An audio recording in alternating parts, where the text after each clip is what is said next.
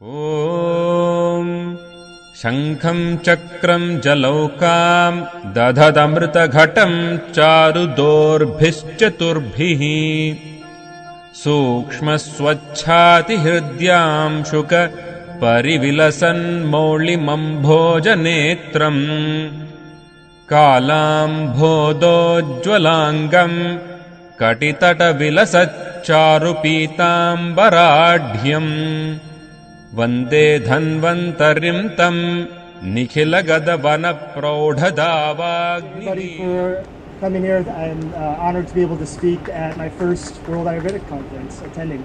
I'm going to discuss the standards process for the Natural Products Expos, the trade shows that Len described earlier, the process that we go through to help our exhibitors with compliance with the regulations that are in the United States for foods, dietary supplements, cosmetics, and medical devices. I'd like to just try to put you in the mindset of the FDA and how you need to think about your products with respect to the regulations there, because it's very different than other countries.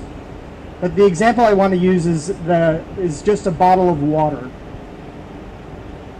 Per the FDA's regulations, this bottle could either be a food, a dietary supplement, a cosmetic, or a medical device based on how the packaging, the labeling, and the marketing for it make its intended use. So for example, if this product, if the water was just to hydrate you, just what we drink it for every day, FDA says this is a food. If you were to label this product saying that it was to support healthy cell function in the body, and it would be a dietary supplement, and it would be required to be manufactured as a dietary supplement. If you were to label this product that it was used for the skin, to hydrate the skin and reduce the appearance of wrinkles, FDA would say it's a cosmetic product. And if it was a medical device, it's a whole different thing, and I'm going to have an example of a neti pot. So it's very important to understand that how you package and market the product determines the intended use of it, and this is how you have to think of the regulations in the US. Expo West has been around for 31 years, 60,000 attendees, 2,000 companies. I'm going to show you examples from our trade show of these different product categories.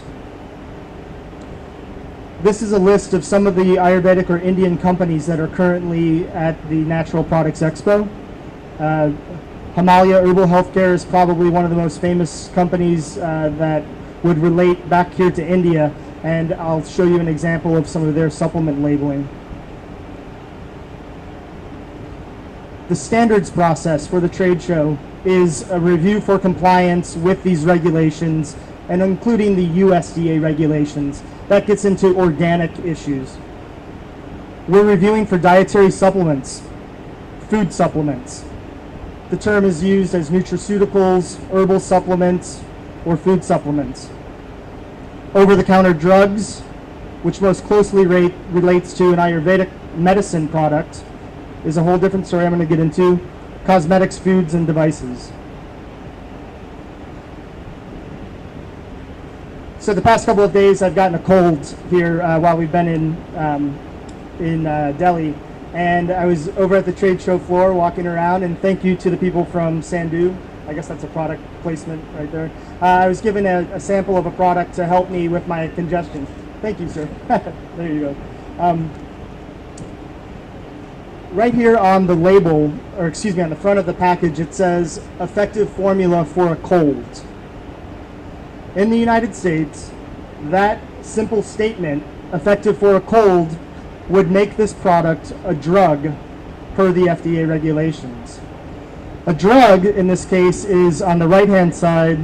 Here we go. Can you see that? A drug facts panel. What that means is this product would have to contain, to make the claim that the product is okay for effective for a cold, it would have to have an active ingredient that FDA has found to be safe and effective for a use, which would be runny nose, itchy throat, that kind of thing.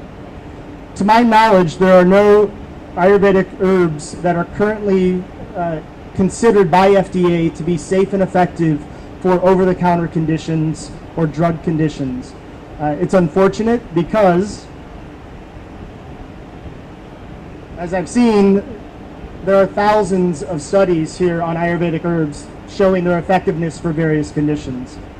So this could be very frustrating for you to come to the US market and understand how to properly label so you don't get in trouble. I'm going to show you how you can think about it differently so you are safe and compliant. What that means is, rather than having a drug claim on here, effective for colds, you would want to think about it as a supplement claim and use this supplement facts panel over here on the left.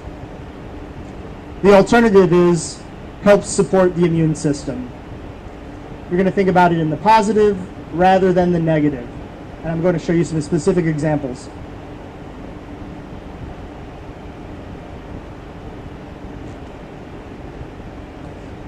All of these words on the left-hand side under unacceptable, drug claims, diseases, these are the types of words that you do not want to be using on the product packaging or the marketing of your products in the United States.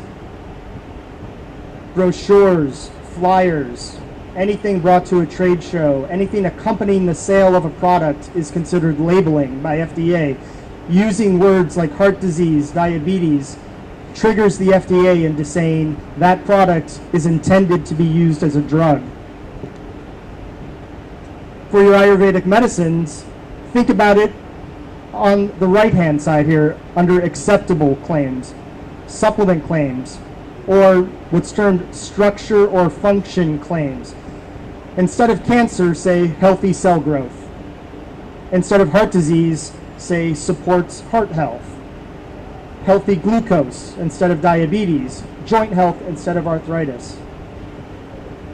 Using this kind of language on your packaging keeps you at risk from being enforced by FDA. That's part of the role that I play in the reviews for the companies coming to our trade show. And let me give you some, just a quick look at some of these different products that we see.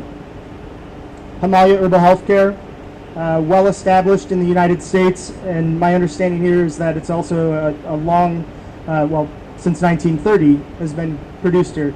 This company, I was recently in a pharmacy here in India, and I was looking at the product packaging for it. The Ayurvedic medicine claims were similar to this, making drug claims, but in the US market, their liver care product supports liver health.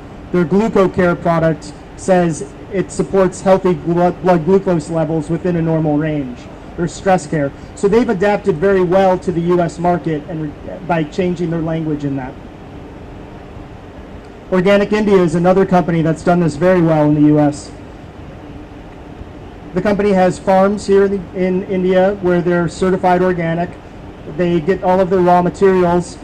Unfortunately, you can't see the structure function statements on this slide, but for ashwagandha, it has relieved stress, respiratory, I can't see that, heart guard, all of these things that are acceptable language.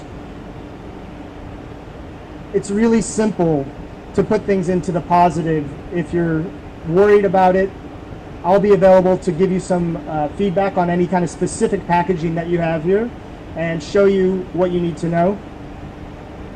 Herbal Zap is a company that uses Ayurvedic herbs in it, and I worked with this company to revise their cold and flu language into supports immune system.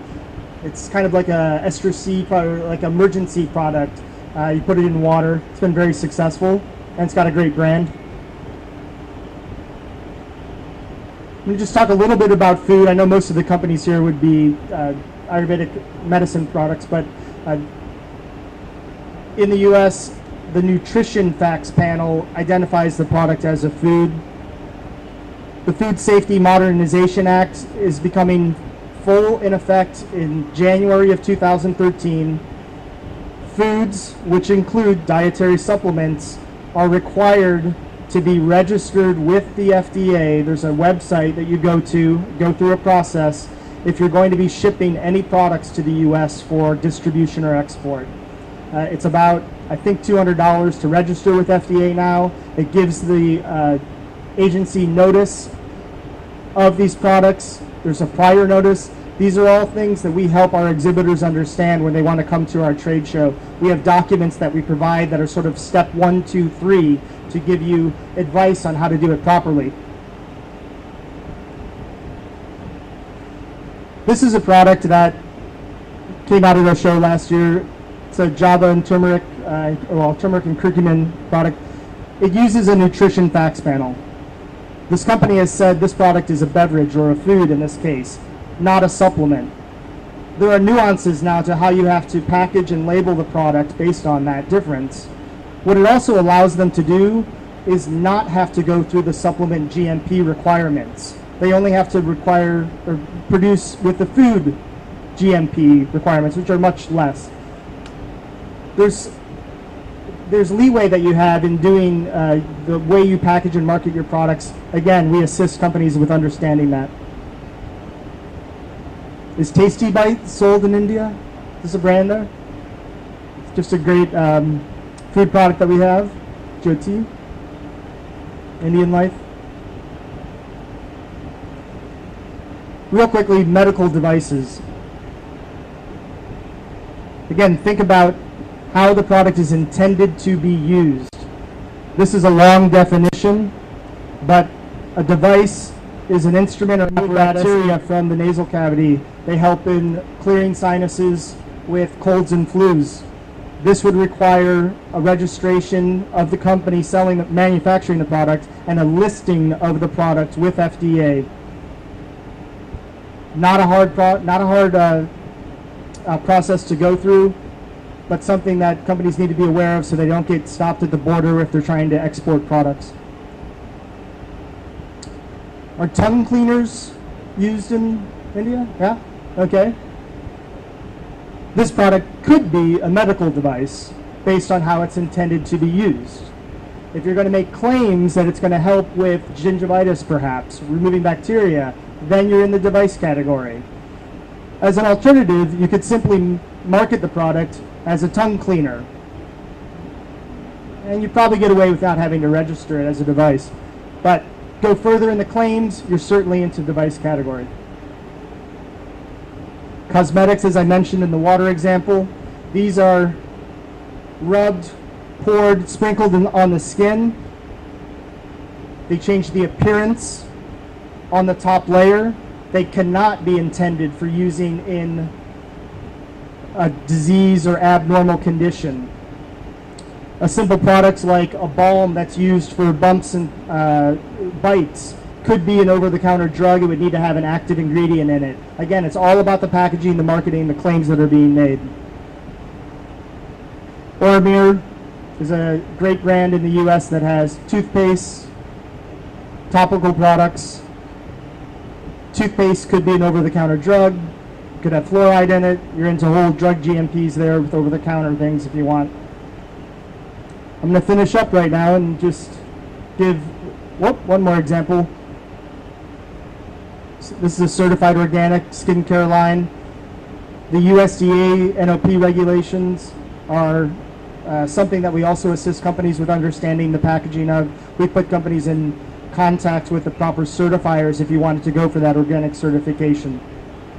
There's labeling requirements for that are very strict. And my last slide is just a simple bag company. If we have the pleasure of hosting you in California or in Baltimore for our trade show, the exhibitors there give away lots of samples. A nice bag like this without any claims would be a great way to carry those samples back. So thank you for your time, and if there's any questions for either Len or myself, we'd be happy to answer them now or one-on-one in person. Thank you.